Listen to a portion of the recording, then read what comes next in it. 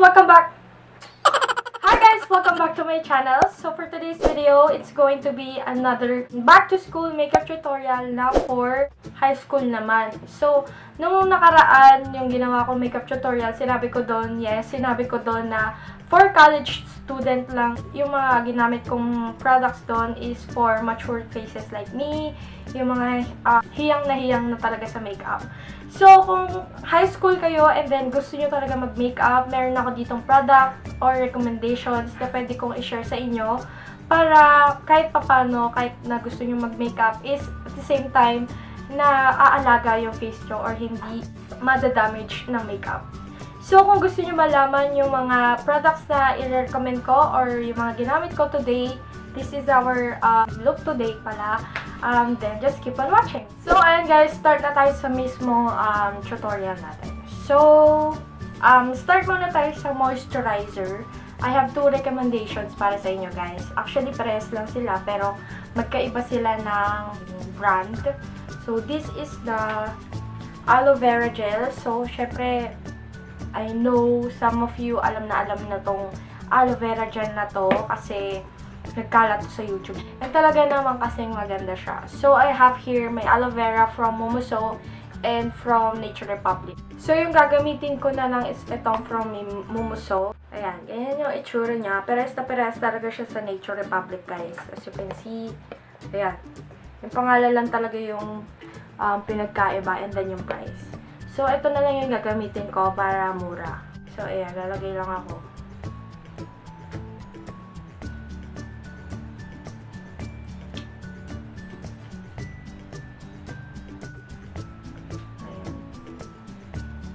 Ay, meron pala silang pinagkaiba, guys. Yung isa, yung from Nature Republic, mas creamy. Or, ito kasi parang pag in-apply mo, parang tubig na lang siya. Pero yung isa, hindi. Parang malapot yung texture niya. So, move on na tayo sa kilay muna habang hinintay natin matuyo. Pwede nyo gamitin kahit anong eyebrow pencil na meron kayo. So, ito, hindi ko alam kung saan to nanggaling, pero ito yung pinakamatanda or isa sa pinakamatanda kong makeup. Ayan, nahalungkat ko lang siya. And ito yung gagamitin ko for my brows. Para ma-define lang siya ng kahit onti. Onti lang kayo.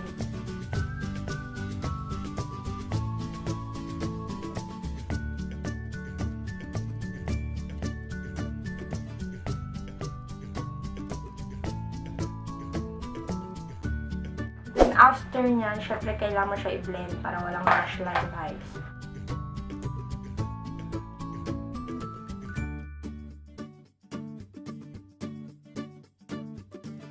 Okay, after ng kilay guys, move on na tayo sa pinaka-base ng ating makeup. Actually, I have two recommendations din. Nakita nyo na to, school makeup tutorial ko. Ito yung ginamit ko doon and I really love this. Pero yun yan, nagamit ko na. Pero maganda din to guys. And safe to sa mga baby face like you, high school students. Kasi meron na siyang skincare and then makeup. So, safe na safe to gamitin. And then, from iWhite din, ito yung gagamitin natin ngayon. I-recommend ko lang to sa inyo. Kung gusto nyo i-try, go try it. It's worth the money. And, yeah. I really love this. So, ganyan yung itsura niya, guys. Nabili ko to for 20 pesos lang. Actually, sa ano ko to nabili? Sa 7-Eleven. So, yan. Okay, try natin.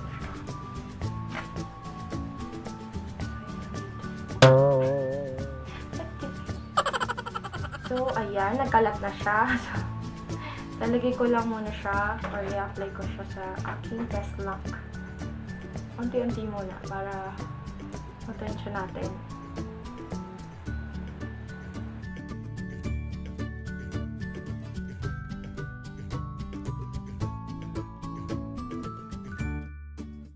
So, ayun guys, tapos na tayo sa ating base. And for powder, I have two recommendations for you guys. So, ito yung pambansang pulbo ng bayan. Ayan, Johnson's Baby Powder or itong Pond's Magic Powder BB. Hindi ko alam kung anong sinasabi niyang BB, pero binigay ito sa akin ni Tita Timmy. Hi Tita Timmy if you're watching. And ito, siguro ito yung gagamitin ko kasi ito, hindi ko alam kung saan makakahanap nito. But ito, you can find this sa lahat ng, siguro lahat ng grocery meron ito. And kung hindi ako nagkakamali, 13 pesos lang to guys. So, swak pa swak na yan guys. Baka naman mahamahalan pa kayo. And for 13 pesos, meron ka ng 25 grams syempre. So, buksan ko lang siya kasi bago. Ayan. Ayan. And then, gagamit ako ng brush para naman hindi parang messy-messy tignan. So, ayun. Gamit lang ako ng brush.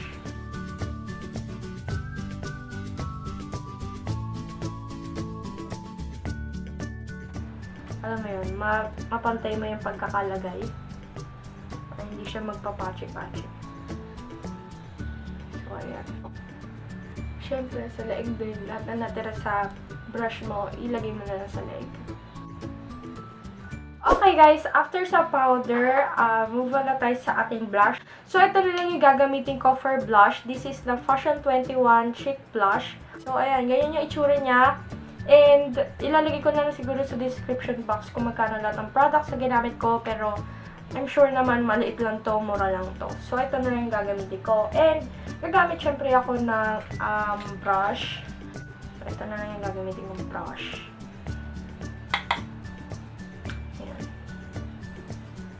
And then, isama mo na yung dito na nose mo para, kunyari, sunburn na.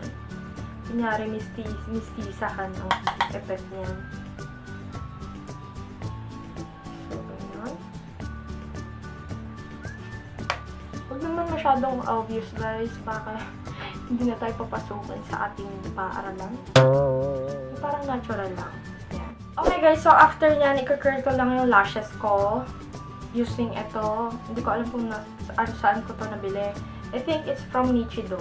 Hindi ko sure. Pero kahit ano namang eyelash curler, kung nag-work sa inyo, then go. Yun ang gamitin nyo.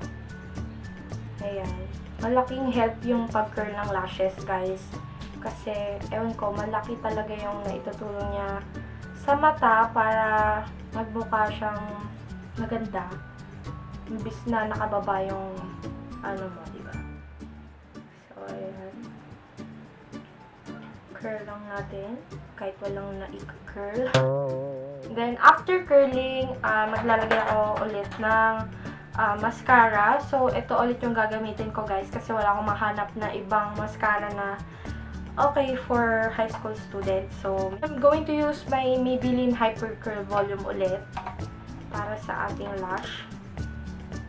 Onti lang. Magka-volume lang ng kaunti. Pwede na yan. So, ayan. One layer lang. Or one coat lang. And then, after nyan, move on na tayo sa lips. And for lips, I'm going to use or recommend to you guys this Maybelline New York Berry Crush. This is a baby lips color. Mo-moisturize niya na yung lips mo. At the same time, meron pa siyang binibigay na color. So, perfecto for you guys. Kasi, safe na safe to kasi di ba yung KJM may nagsabi na nakakaitim daw ng lips or something like that. So, dito na lang tayo sa baby lips color ng Maybelline. So, I'm in shade Berry Crush. Marami silang iba-ibang shades doon or flavor ba tawag doon kasi ang bango niya and hindi naman siya masarap. Mabango lang. So, ayan. Ito yung gagamitin ko ngayon. Ayan.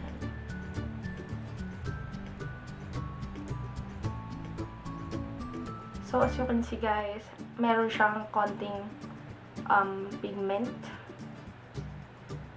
So, there you go guys. This is our final look. And sana nagustuhan nyo yung ginawa kong look sa inyo for high school student guys. And I'm sorry kung dun sa nakaraang makeup tutorial ko na sinabi ko talaga na for college student lang yon or sa mga mature na face na. I'm sorry kung merong na-offend and merong hindi alam niyo yun, merong hindi naka-intindi ng maayos. So, kaya ginawa ko tong video to for you guys para, diba, kahit papaano naman, hindi nyo isipin na binababawalan ko talaga kayo mag-makeup. Bali, iniisip ko lang talaga yung mukha nyo, kung ano yung pwedeng mangyari sa mukha nyo, kung bata pa lang kayo and then nag-makeup na kayo. So, lahat ng mga products na ginamit natin ngayon is safe na safe, guys. Trust me. Ayun, naghanap talaga ako ng mga pwede nyong gamitin kung gusto nyo talaga mag-makeup. kahit na bawal sa school, okay lang. Or bahala na kayo. Basta yun yung mga nare-recommend ko sa inyo for high school student, guys. Sana natulungan kayo ng video to and sana may natutunan kayo from me.